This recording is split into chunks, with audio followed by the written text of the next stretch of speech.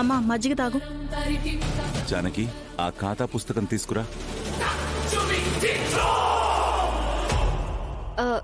రండి రండి స్వామీజీ, రండి రండి రండి. బం బం బోలే, బం బం బోలే.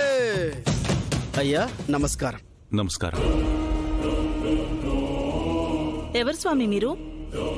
నేనే పిలిపించాను అత్తయ్య. వీరు హిమాలయాల్లో తపస్సు చేసి గొప్ప పుణ్యాన్ని నైపుణ్యాన్ని సంపాదించి ఆ భగవంతుణ్ణే సాక్షాత్కరించుకున్నారు.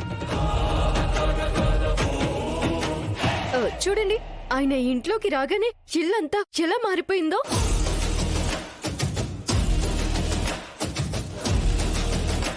ఇల్లంతా ఏమో గాని వాడి ఒళ్ళంతా విభూతి కంపు కొడుతోందే.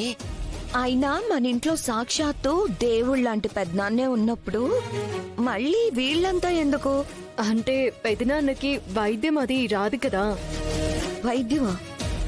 అవును చారు, మళ్ళీ ఇదేదో ప్లాన్ తో వచ్చినట్టుంది. ఓహో, చారు కళ్ళకి వైద్యం చేయించడానికి మామూలు డాక్టర్లతో పని అవ్వట్లేదని స్వామీజీని పిలిపించావా ఆద్య నువ్వు? భలే కరెక్ట్ గా చెప్పారు మామయ్య మీరు.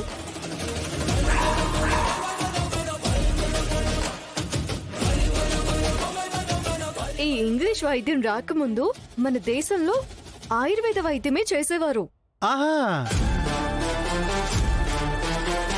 సైన్స్ కే దొరకని ఎన్నో రోగాలకి ఈ వైద్యంతో నయమైపోయేది.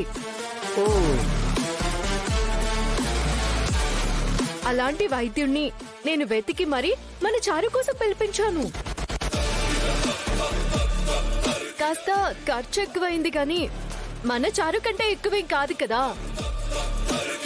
బా, మంచి పని చేసావమ్మా. ఈయన తలుచుకుంటే కాళ్ళు లేని వారికి కాళ్ళు తెప్పిస్తారు, కళ్ళు లేని వాళ్ళకి కళ్ళు తెప్పిస్తారు.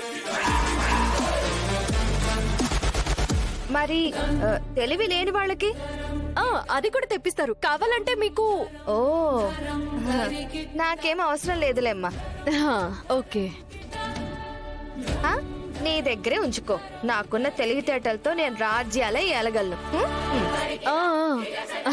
Okay okay. ఆ తెలివి మరీ ఎక్కువైపోయింది.